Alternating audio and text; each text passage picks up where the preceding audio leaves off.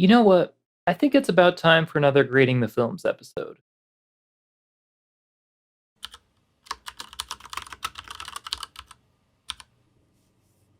All right, so here it is, another Grading the Films episode. I know it's been a while, but let's get back into it. So, as we dive into this, first I want to clarify this is going to be a little bit different from most of my other Grading the Films episodes. This will be more similar to, if you remember, the how to make your film look like a 1950s instructional video.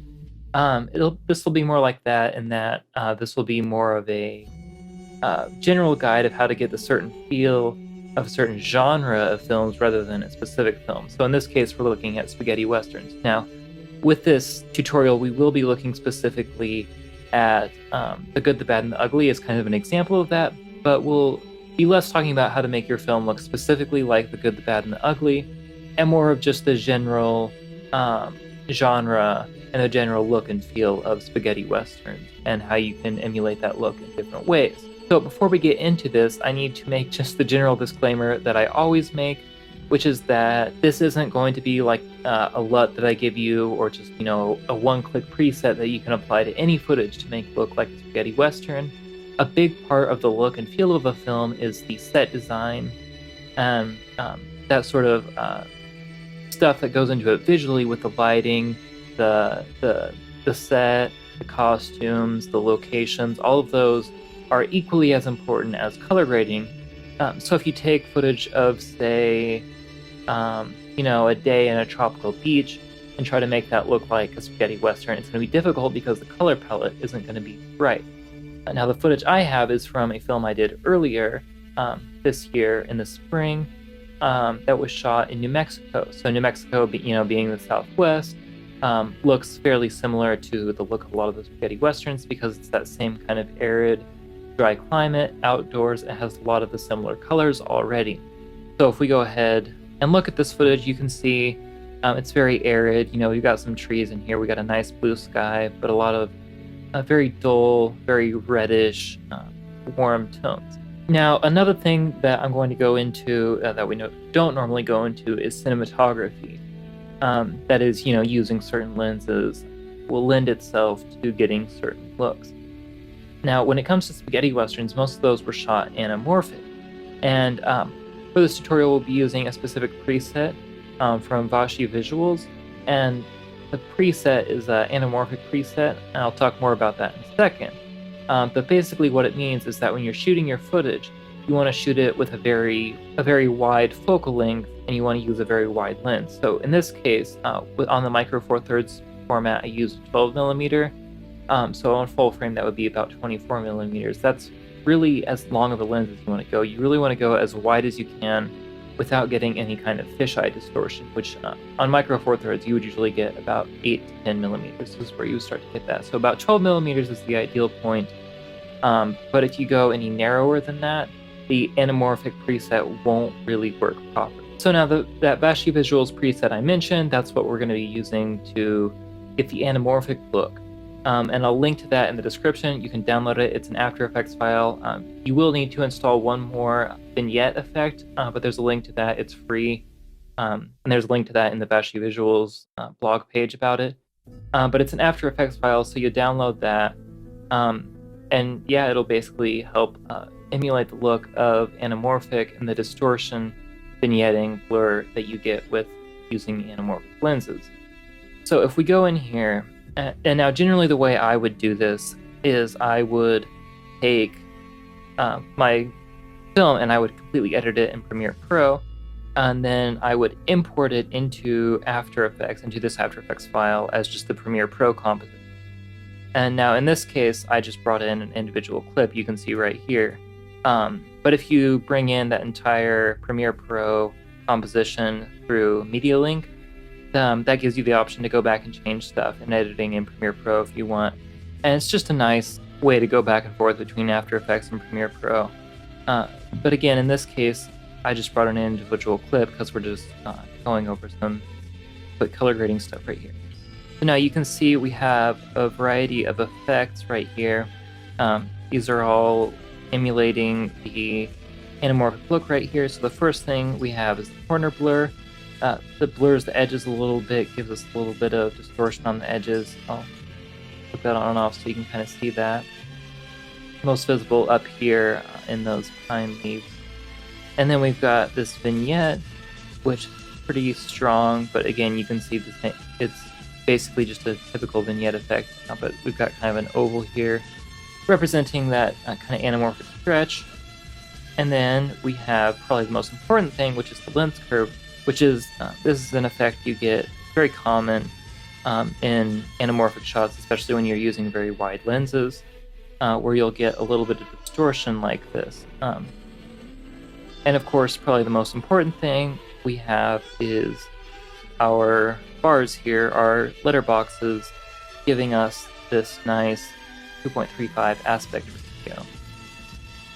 So right here, this is emulating the look of anamorphic, the lens look. So now we have to go in from this and actually color grade it. And so the way I did this is I put an adjustment layer, you can see right here, I put it below the our letterbox right here. That way we're not affecting the letterbox, but we are impacting all of our lens effects, because if you think about it, the light is going to go through the lens and then it's going to hit the film stock. So we don't want like film grain and stuff like that being blurred or darkened by the vignette. All of this stuff is going to happen after our lens effects. So if we go into our effect controls, we're basically going to use two things here. Film Convert, which is a film emulation plugin, and then Colorista, which we're going to do some secondary color correction with. So the first thing I'm going to bring in is Film Convert Pro. And you can already see a little bit of a difference there if I turn on the adjustment layer. First thing we're going to do is we're going to adjust our camera settings. Because as you probably know, if you use Film Convert, which if you don't have Film Convert and aren't familiar with it, I'll link it in the description below. With Film Convert, you can download a variety of camera profiles to help get more accurate film colors with a particular camera. So in this case, I'm using a Panasonic G7, but the G7 has the same color science as the GH4, so I can use the GH4 profile here. And then I was using the natural profile when I shot it, so you can see the difference there. We're already getting quite a big difference. And I might tweak the color balance just a little bit to kind of balance it out. Just that a little bit. If we look at our film settings, we want to change just one thing right here, Super 35. This isn't a big difference, Super 35 versus full frame 35mm. The main difference is just that our grain is going to be a little bit bigger, and it'll be a little more authentic to what spaghetti westerns would have been shot on. Now our stock right here, the default is this Kodak. This is a daylight film stock, and again, this is pretty close to what spaghetti western would have been shot on. It's the closest we have. We do have some other stocks. You can see we got a landscape stock there. We got an old instant film stock. Just some different stuff. But the default stock, this 5207 Biz 3, that's most accurate to the type of film stock that would be used on spaghetti westerns and those types of films. So again, we look at the difference. We can see we have this kind of very defined video look, and with Film Convert we get a lot softer, a lot warmer colors you would expect to see in a film, in a spaghetti western. So already, you could take this and just say, this is it, this is finished, and I think this would pass off very well as a western. However, if I pull up over here, I have a shot from The Good, the Bad, and the Ugly. This is one of the earlier scenes in the movies. And if you can probably see it just looking at the image, but if I pull up these scopes here, you can see it even clearer on the scopes. You'll see that there's a lot more red in our image, a lot more green. Or really the blues are just taken out, period. It's a very, very warm, especially in the highlights, but also in the tones and a little bit in the shadows as well. But just, it's very, very warm, very red, orangey look. And even if we look, in the sky should be blue. But in this case, it's not, because this image is pushed very far towards red. Now, if we were to recreate that with this footage, we could just go into our adjustment layer, go into Film Convert, and just adjust our color temperature to be very warm, and get that kind of effect as well. That might be a bit too much, but you get the idea. We could just do that right here, but I'm not going to. I'm actually going to take advantage of the power of modern color grading and bring in a colorista effect right here. And with colorista, we can do that, but basically have a little bit more creative control. We're not just adjusting a color temperature slider. We have individual controls over our shadows, our midtones, and the highlights, our saturation, our curves, and we can make a bit more refined decisions to get a specific look. Now, if you wanted a very authentic look, you wanted as authentic a look as possible, the best thing to do would just be to adjust the Film Convert color temperature. But if you want a bit more refinement and a bit more flexibility and creative choice, then using a secondary color correction right here would be the way to go. So we're going to push a little bit of this into our shadows, but we're really, and now I know this is going to be way too much, but we're just going to kind of eyeing our scopes here.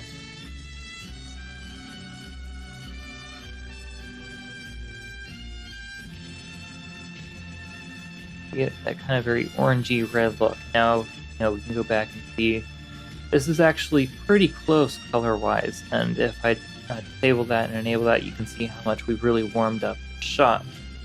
So that is a way to do that. We could also do a variety of other things. For example, if we're in something a little bit more powerful like DaVinci Resolve, we could just select some of the greens and take some of those out.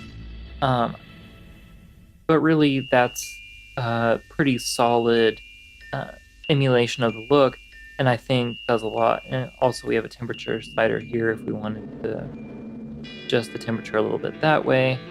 And then we have a very strong, very red, orangey look.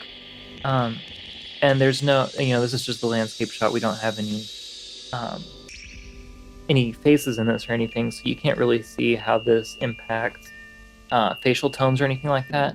So now, if we wanted to make some alterations, maybe this was a bit too drastic, affected our skin tones too much, we could dial it back as we saw fit, get a little closer look, or again, just disable this entirely. Maybe adjust this here. We could just go in here and adjust this right here. But there's a lot of different options here, and again, the point of this video isn't to precisely emulate a film, the good, like we have a good, the bad, and ugly here, but just a general theme of spaghetti westerns. This is very warm, very filmic look. So again, we can go here and look at different things we've done. So this is what it looked like originally. We got our matte, our color correction, we got the lens curve, our vignette, and then our corner blur, all working together to provide that film spaghetti western style look. So again, all of the things that I talked about, Film Convert, Colorista, the Vashi Visuals template, I'll link all of those in the description below so you can go check those out and utilize those in your own project. But anyway, that is it for this video. So if you like this video, if you like this look at spaghetti westerns and how you can get kind of a western film style look for your own film, hit that like button. If not, feel free to hit that dislike button. If you have any questions about this, comments about future videos, anything like that, feel free to leave those in the description down below, as well as if you have any suggestions for films you'd like me to look at in upcoming episodes of the Grading the Film series. Definitely feel free to leave those in the comment section below. And if you want to see more videos like this, please go ahead and hit that subscribe button.